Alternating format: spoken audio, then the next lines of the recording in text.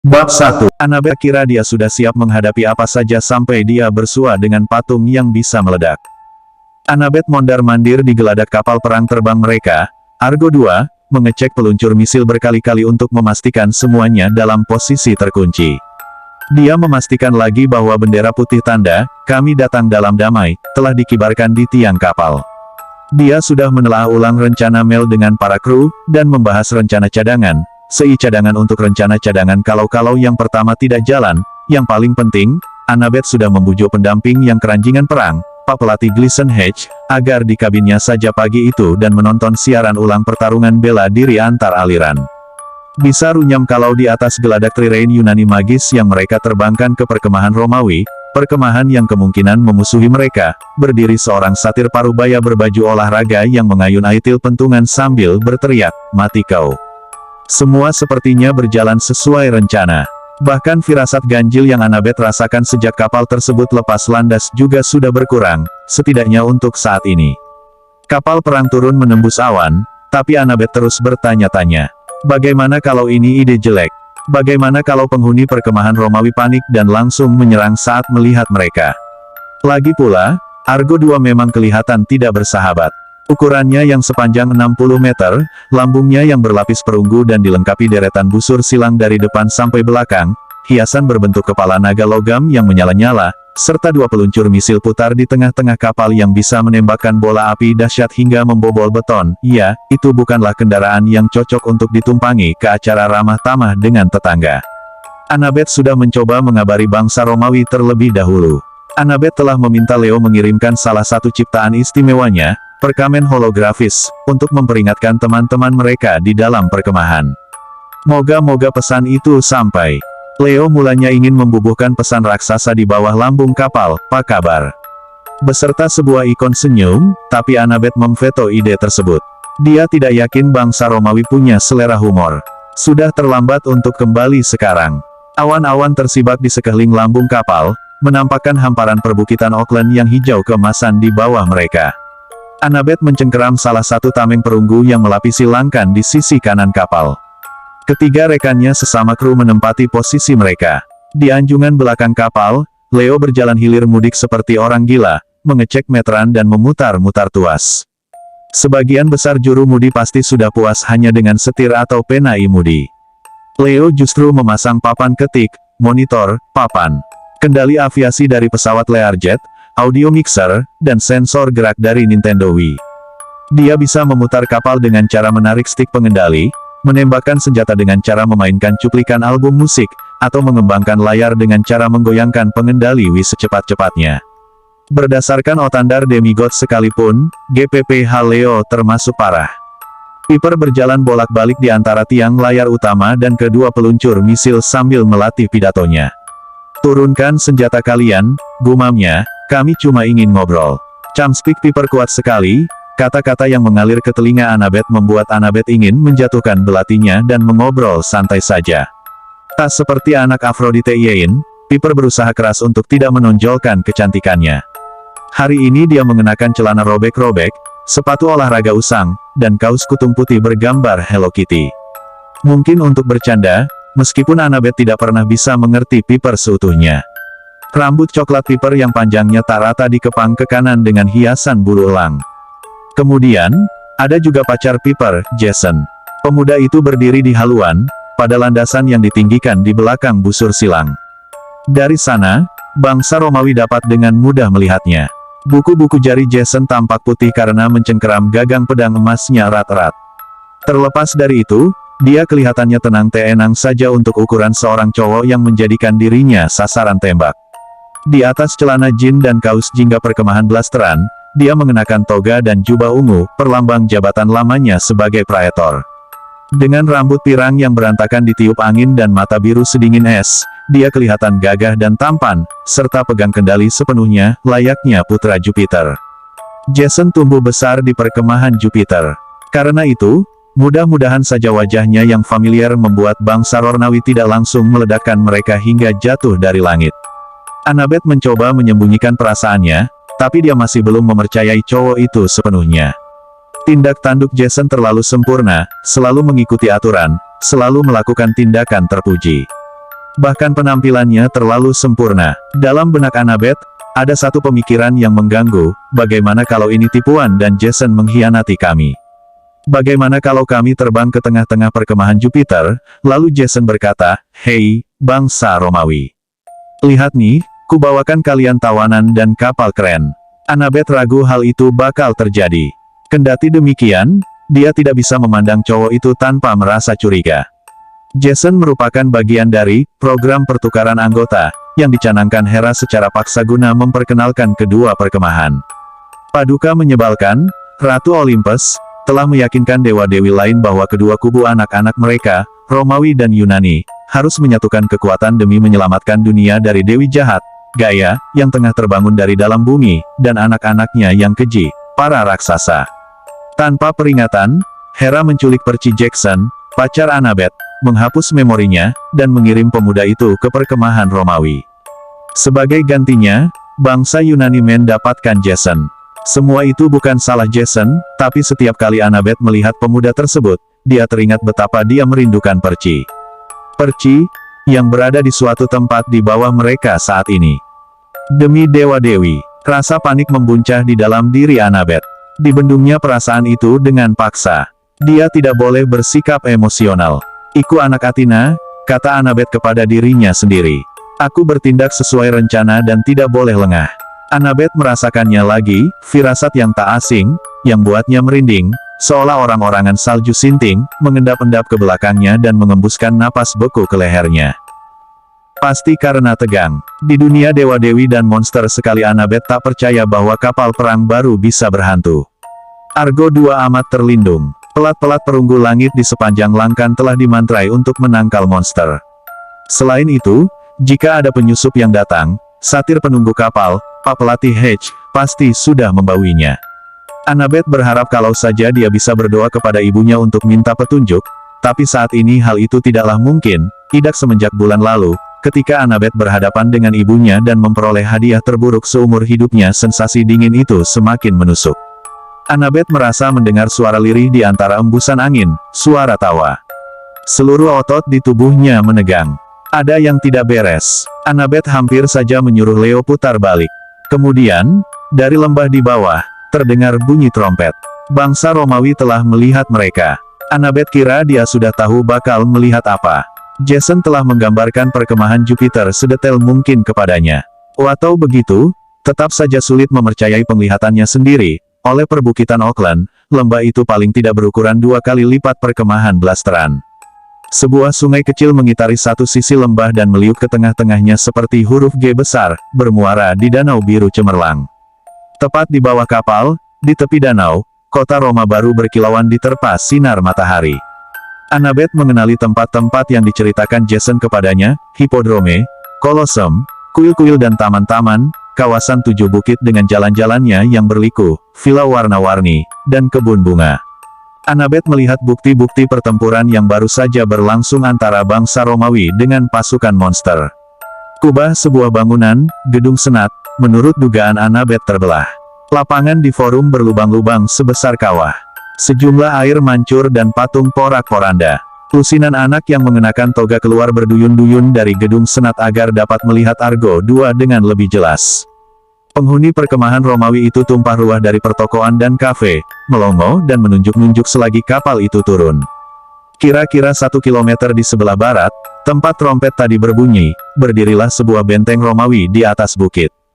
Benteng itu persis seperti ilustrasi yang Annabeth lihat di buku sejarah militer, dilengkapi tembok tinggi, parit pertahanan yang ditancapi deretan paku, dan menara pengawas yang dipersenjatai ketapel kalajengking. Di dalam, barak-barak putih yang berjajar sempurna mengapit jalan utama, Via Principalis. Barisan demigod keluar dari gerbang, baju tempur dan tombak para prajurit tersebut berkilat-kilat menyilaukan selagi mereka bergegas menuju kota. Di tengah-tengah mereka, seekor gajah perang asli turut berderap. Annabeth ingin mendaratkan Argo II sebelum pasukan itu tiba, tapi permukaan tanah masih berjarak beberapa ratus meter di bawah. Dia menelaah khalayak ramai, berharap semoga bisa melihat Percy. Kemudian, sesuatu di belakangnya berbunyi duar. Ledakan tersebut hampir saja menjungkalkan Annabeth keluar kapal. Dia berputar dan mendapati dirinya tengah bertatap muka dengan patung yang sedang marah-marah. Tidak bisa diterima, jerit patung itu. Rupanya bunyi ledakan tadi dihasilkan oleh si patung yang baru saja mewujud di sana, tepat di atas geladak. Asap kuning bel-bau belerang mengepul dari bahunya. Arang menyembul di keliling rambutnya yang keriting. Dari pinggang ke bawah, patung itu hanya berupa balok marmer putih. Dari pinggang ke atas, dia berupa pahatan berbentuk manusia kekar yang memakai toga. Aku tidak mengizinkan adanya senjata di dalam garis Pomerian. Patung itu mengumumkan dengan suara ala guru cerewet. Aku sudah pasti tidak mengizinkan adanya orang Yunani. Jason melemparkan ekspresi biar kutangani kepada Annabeth. Terminus, kata Jason, ini aku. Jason Grace. Oh, aku ingat kau, Jason. Gerutu Terminus, kukira kau tahu bahwa bergaul dengan musuh Roma tidaklah patut. Tetapi mereka bukan musuh. Betul, Sela Piper, kami cuma ingin bicara. Kalau kami bisa, bentak si patung, jangan coba-coba memikatku dengan camspik, Nona. Dan letakkan belati itu sebelum kutepis dari tanganmu. Piper melirik belati perunggunya. Rupanya dia lupa masih memegang senjata itu. Oke, tetapi belati ini hendak Anda tepis pakai apa? Anda tidak punya tangan. Kurang ajar. Terdengar bunyi pop nyaring yang diiringi sekelebat cahaya kuning. Piper memekik dan menjatuhkan belatinya, yang sekarang berasap dan memercikkan bara api. Untung bagimu aku baru saja menjalani pertempuran. Terminus mengumumkan, jika kekuatanku sedang maksimal, aku pasti sudah menghancurkan benda terbang butut ini hingga jatuh dari langit. Tunggu sebentar. Leo melangkah maju sambil mengayun-ayunkan pengendali winya. Apa kau baru saja mengatai kapalku petik terbalik benda terbang butut? Aku pasti salah dengar. Membayangkan bahwa Leo bakal menyerang si patung dengan mainannya sudah cukup untuk mengenyahkan Annabeth sehingga tersadar dari keterguncangannya. Tenang dulu. Annabeth mengangkat tangan untuk menunjukkan bahwa dia tidak memegang senjata.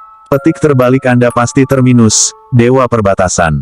Jason memberitahuku bahwa Andalah yang melindungi kota Roma baru. Benar? Bukan. Aku Annabeth Chess, putri. Oh, aku tahu siapa kau. Si patung memelototi Annabeth dengan mata putihnya yang hampa. Anak Athena, wujud Yunani Minerva. Kelewatan. Kalian orang-orang Yunani memang tidak tahu tata krama. Kami bangsa Romawi tahu tempat mana yang pas untuk dewi itu. Annabeth mengertakkan rahangnya. Tidak mudah berdiplomasi dengan patung ini. Apa maksud Anda dengan dewi itu? Dan apa pula yang kelewatan? Cukup. Potong Jason. Omong-omong, Terminus, kami kesini untuk misi perdamaian. Kami butuh izin mendarat supaya, mustahil. Jerit sang dewa, turunkan senjata kalian dan nyerahlah. Pergi dari kotaku sekarang juga. Yang mana? Tanya Leo, menyerah atau pergi? Dua-duanya, kata Terminus, menyerahlah, lalu pergi, kutampar kau karena sudah mengajukan pertanyaan yang teramat bodoh, bocah konyol. Terasa, kan? Wow, Leo mengamati Terminus dengan penuh minat, layaknya seorang profesional. Anda gampang sekali kesal. Apa di dalam sana ada baut yang perlu dilonggarkan? Bisa kucek. Leo menukar pengendali Wii dengan obeng dari sabuk perkakas ajaibnya, kemudian mengetuk-ngetuk landasan patung. Hentikan. Hardik Terminus. Terjadi ledakan kecil yang menyebabkan Leo menjatuhkan obengnya. Senjata tidak diperbolehkan di tanah Romawi di dalam garis Pomerian. Garis apa? Tanya Piper. Maksudnya batas kota. Jason menerjemahkan. Dan kapal ini keseluruhannya merupakan senjata. Kata Terminus, kalian tidak boleh mendarat. Pada lembah di bawah sana, Legiun sudah setengah jalan menuju kota. Masa di forum kini berjumlah lebih dari 100 orang. Annabeth menelaah wajah-wajah tersebut dan, demi dewa-dewi, Annabeth melihatnya. Dia sedang berjalan ke arah kapal sambil merangkul dua anak seperti sobat karibnya saja, cowok gempal berambut hitam cepak dan cewek yang mengenakan lilem kavaleri Romawi. Perci kelihatannya sangat santai, sangat bahagia. Dia memakai jubah ungu persis seperti milik Jason, atribut seorang praetor. Jantung Annabeth serasa jungkir. Leo, hentikan kapal ini, perintahnya. Apa, kau dengar aku? Biarkan kapal ini diam di tempat ini. Leo mengambil pengendali Wii-nya dan mengayunkan stik itu ke atas. Ke-90 layar kontan mengembang. Kapal pun berhenti turun. Terminus, kata Annabeth, tidak ada aturan yang melarang kami renelayang di atas Roma baru, kan? Patung itu mengernyitkan dahi.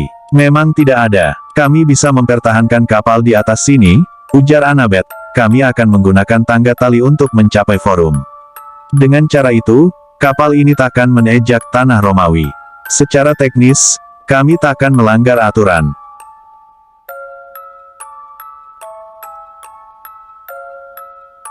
Titik petik 2. Si patung tampaknya mempertimbangkan hal ini. Annabeth bertanya-tanya apakah dia sedang menggaruk-garuk dagu dengan tangan imajinernya. Aku suka pengaturan seperti itu. Terminus mengakui. Walau begitu, semua senjata akan kami tinggalkan di atas kapal. Annabeth berjanji. Aku mengasumsikan bahwa bangsa Romawi, bahkan bala bantuan yang sedang berderap ke arah kita, juga harus menghormati aturan di dalam garis Pomerian jika Anda memerintahkannya. Tentu saja, ujar Terminus, memang kelihatannya aku sudi bertenggang rasa dengan pelanggar aturan. Annabeth, kata Leo, kau yakin ini ide bagus? Annabeth mengepalkan tinju supaya tangannya tidak gemetaran. Firasat yang membuatnya merinding belum pergi juga. Perasaan itu masih menghinggapinya, dan sekarang setelah Terminus tak lagi membentak-bentak serta menimbulkan ledakan, Annabeth merasa bisa mendengar suara tawa entah dari mana, seakan-akan ada yang senang akaru pilihan buruk Annabeth. Namun, Perci ada di bawah sana, dia sudah dekat sekali, Annabeth harus menemainya. Idak apa-apa, kata Annabeth, tak seorang pun di persenjatai kita bisa berbincang dalam suasana damai. Terminus akan ikan bahwa kedua pihak mematuhi aturan. Dipandangnya patung marmer itu. Sepakat, Terminus mendengus. Kurasa begitu. Untuk saat ini, kau menuruni tangga untuk menuju ke Roma baru, Putri Athena, tolong usahakan agar kalian tidak meluluh lantakkan kotaku. Bab 2. ANNABETH. Kerumunan DEMIGOD memberi jalan bagi Annabeth selagi dia menyeberangi forum. Sebagian kelihatan tegang, sebagian gugup. Sebagian diperban karena cedera dalam pertempuran melawan raksasa baru-baru ini, tapi tak seorang pun dipersenjatai. Tak ada yang menyerang. Keluarga-keluarga telah berkumpul untuk melihat para pendatang baru. Annabeth melihat pasangan yang membawa bayi, balita yang memegangi kaki orang tua mereka, bahkan sejumlah manula yang berjubah Romawi dan berpakaian modern. Apakah mereka ini semuanya demigod? Annabeth duga demikian, meskipun dia tak pernah melihat tempat semacam ini. Di perkemahan blasteran, sebagian besar demigod berusia remaja.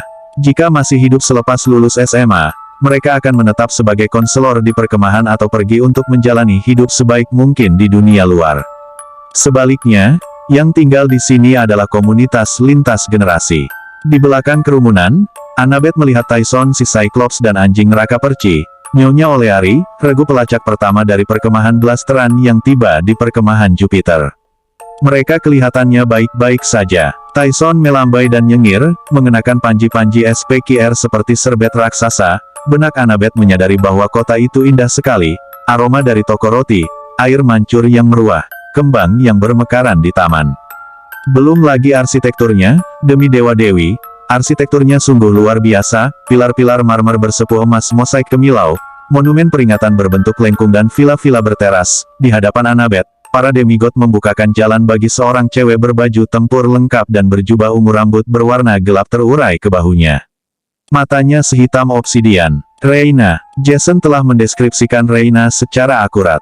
Meskipun penjelasan Jason, Annabeth pasti bisa menerka bahwa cewek itu adalah seorang pemimpin. Medali menghiasi baju tempurnya. Pembawaannya sangat percaya diri sampai-sampai para demigod undur dan menghindari tatapannya. Annabeth mengenali hal lain juga di wajah Reina, mulutnya yang terlatup kaku dan cara dia mengangkat dagu, seakan dia menerima tantangan apa saja. Reina memaksakan ekspresi berani di wajahnya, sekaligus menyembunyikan perasaan takut dan liarap cemas yang tak bisa ditunjukkannya di depan umum. Annabeth mengenali ekspresi itu. Dia melihat ekspresi yang sama tiap kali dia berkaca. Kedua cewek itu membaca pribadi satu sama lain. Teman-teman Annabeth berdiri di kiri kanannya. Bangsa Romawi menggumakan nama Jason sambil menatapnya dengan takjub. Lalu muncullah seseorang dari antara halayak ramai. Medan Annabeth serta-merta menyempit. Perci tersenyum kepadanya, senyum sarkastis dan iseng yang membuat Annabeth sebal selama bertahun-tahun, tapi pada akhirnya membangkitkan rasa sayangnya. Mata hijau pirus Perci ini sonanya seperti yang Annabeth ingat. Rambut Perci warna gelap tersibak ke samping, seolah dia baru saja jalan-jalan di pantai. Dia malah kelihatan lebih daripada 6 bulan lalu, kulitnya lebih kecoklatan ili, uhnya lebih tinggi, lebih ramping, serta lebih berotot. Annabeth terlalu terperanjat sehingga tak sanggup bergerak, terasa andaikan dirinya semakin dekat dengan Percy, seluruh kul di tubuhnya bakal terbakar. Annabeth diam-diam naksir mereka berumur 12 tahun. Musim panas lalu, Ibet jatuh hati setengah mati pada Percy. Sesudah 4 bulan jadian, Percy tiba-tiba menghilang. Selama mereka berpisah, sesuatu terjadi pada perasaan Annabeth. Perasaannya makin lama makin pedih, seakan dia sakit parah dan dipaksa menjalani hidup tanpa obat penyambung nyawa. Kini Annabeth tidak yakin mana yang lebih ilukan, hidup tanpa Percy sambil dilanda kepedihan itu, bersama dengannya lagi. Reyna sang praetor menegakkan tubuhnya. Jelas-jelas tampak enggan, dia menoleh kepada Jason. Jason Grace, mantan kolegaku. Dia mengucapkan kolega kata itu berbahaya. Kusampaikan selamat datang kepadamu. Dan ini, teman-temanmu. Annabeth tidak bermaksud demikian, tapi dia maju secepat kilat. Percy bergegas menghampiri Annabeth pada saat bersamaan, halayak jadi tegang. Sebagian menggapai pedang yang tak ada tempatnya. Percy mendekap Annabeth. Mereka berciuman, dan sekejap, egalannya mengabur. Kalaupun ada asteroid yang menabrak planet bumi dan menyapu bersih seluruh makhluk hidup, Annabeth takkan ambil pusing. Percy beraroma laut. Otak ganggang, pikir Annabeth mabuk kepayang. Percy menarik diri dan mengamati wajah Annabeth. Demi dewa-dewi, tak pernah kusangka, Annabeth mencengkeram pergelangan Percy dan membantingnya ke balik bahu. Percy jatuh berdebum di trotoar batu. Bangsa Romawi memekik kaget. Sebagian merangsek maju, tapi Reyna berteriak, "Tunggu dulu. Tahan." Annabeth menumpukan lututnya ke dada Percy. Ditekannya lengan bawahnya ke leher Percy. Annabeth tak peduli apa pendapat bangsa Romawi. Dadanya sesak karena marah, kekhawatiran dan kegetiran yang dibawa-bawanya sejak musim gugur lalu tumpah. "Kalau kau meninggalkanku lagi," kata Annabeth, "matani perih, aku bersumpah pada dewa-dewi." Percy malah tertawa. Berani-beraninya dia. Emosi membara yang membuncah dalam diri Annabeth kontan mereda. "Akan kucamkan baik-baik," ujar Percy, "aku merindukanmu juga." Annabeth bangun dan membantu Percy berdiri. Dia ingin sekali mencium Percy, tapi dia berhasil menahan diri. Jason berdeham. Jadi, ia senang bisa kembali lagi. Dia memperkenalkan Reyna kepada Piper, yang kelihatan agak jengkel karena tidak berkesempatan mengucapkan hafalan yang sudah dilatihnya, lalu kepada Leo, yang cengar-cengir dan mengacungkan tanda damai. "Dan yang ini Annabeth," kata Jason, "biasanya dia tidak membanting orang dengan teknik lemparan judo." Mata Reyna berbinar-binar. "Kau yakin kau bukan keturunan Romawi, Annabeth? Atau kaum Amazon?" Annabeth tidak tahu apakah itu pujian atau bukan, tapi dia mengulurkan tangan. "Cuma pacarku yang kuserang seperti tadi," dia sumpah. "Senang bertemu denganmu." Reyna menjabat tangan Annabeth. "Kuat-kuat. Sepertinya, banyak yang perlu kita diskusikan." Centurion, egelintir pekemah Romawi cepat-cepat maju, sepertinya Piwira senior. Dua anak muncul di samping Percy. Anak-anak tadi Annabeth lihat berakrab-akrab dengan Percy. Cowopal keturunan Asia yang berambut cepak berusia sekitar 11 tahun. Dia imut, seperti panda raksasa yang enak untuk dipeluk. Si cewek lebih muda, mungkin 13 tahun, dengan mata sewarna batu ambar dan kulit sewarna biji coklat, rambut panjang ikal. Helm kavalerinya sudah dicopot dan larang dikepitnya. Annabeth tahu dari bahasa tubuh mereka bahwa kedua anak Eleten merasa dekat dengan Percy. Mereka berdiri dengan sikap protektif di sampingnya, seolah mereka sudah melewati banyak kemalangan bersama. Annabeth menepis secercah rasa cemburu. Mungkinkah Percy dan anak perempuan ini tidak? Aura di altara mereka bertiga bukan seperti itu. Annabeth menghabiskan umur hidupnya untuk belajar membaca orang lain. Kemampuan esensial untuk bertahan hidup. Andaikan dia harus menerka, Annabeth akan menebak bahwa cowok Asia besar adalah pacar si cewek, walaupun Annabeth memperkirakan mereka belum lama jadian. Ada satu hal yang Annabeth tidak pahami, apa yang sedang dipandangi cewek itu. Dia terus menatap ke arah Piper dan Leo mengerutkan kening, seolah-olah mengenali salah satu dari mereka dan kenangan tersebut menyakitkan. Sementara itu, Reyna tengah memberikan perintah kepada para perwiranya, suruh legiun istirahat. Dakota, beritahu roh-roh di dapur. Suruh mereka mempersiapkan jamuan selamar datang. Dan Octavian, kau mempersilakan para penyusup ini masuk ke perkemahan. Seorang pemuda tinggi berambut pirang lurus mengikut orang-orang di sekitarnya supaya bisa tenaju. Reyna, risikonya terhadap keamanan, kita takkan mengajak mereka ke perkemahan, Octavian. Reina melemparkan tatapan galak kepadanya. Kita akan makan di sini, di forum. Oh, begitu, sih, lebih baik, gerutu Octavian. Tampaknya pemuda itulah satu-satunya yang tidak tunduk kepada Reina selaku atasannya. Padahal, Octavian bertubuh kurus kering, bermuka pucat, dan entah karena alasan apa membawa-bawa 3 boneka beruang di sabuknya. Kau ingin kita berleha-leha di bawah bayang-bayang kapal perang mereka? Mereka ini tamu kita. Reina mengucap tiap kata pendek-pendek untuk memberi penekanan. Kita akan menyambut mereka, dan kita akan berbincang dengan mereka. Sebagai augur, kau sebaiknya membakar sesaji untuk bersyukur kepada dewa-dewi karena sudah mengembalikan Jason kepada kita dengan selamat. Ide bagus, tukas perci, sana, Octavian. Bakar beruang-beruangmu. Reina kelihatannya sedang berjuang supaya tidak tersenyum. Kuperintahkan kau, pergilah. Para perwira membubarkan diri. Octavian melemparkan ekspresi benci bukan kepalang kepada perci. Diliriknya Annabeth dari kepala hingga kaki dengan curiga, lalu beringsut menjauh. Perci menggamit tangan Annabeth. Jangan cemas soal Octavian, katanya, sebagian besar orang Romawi baik, kok, seperti Frank dan Hazel ini, juga Reina. Kita bakalan baik-baik saja. Tengkuk Annabeth serasa dibalut handuk dingin. Dia mendengar tawa lirih itu lagi, seakan-akan makhluk halus yang menghantui sejak tadi, membuntutinya dari kapal. Annabeth mendongak untuk memandangi Argoil lambung perunggu yang maha besar berkilau diterpa sinar matahari. Annabeth ingin menculik perci sekarang juga, naik ke kapal dan pergi dari sini selagi masih bisa. Annabeth tidak dapat mengenyahkan firasat bahwa bakalan terjadi hal yang tak beres. Dan tak mungkin dia sudi mengambil resiko kehilangan perci lagi. Kita bakalan baik-baik saja, ulang Annabeth, berusaha mempercayai kata itu. Bagus, ujur Reina. Dia menoleh kepada Jason, dan Annabeth merasa ada semacam sorot lapar di mata cewek itu. Mari kita beradakan reuni yang sepantasnya.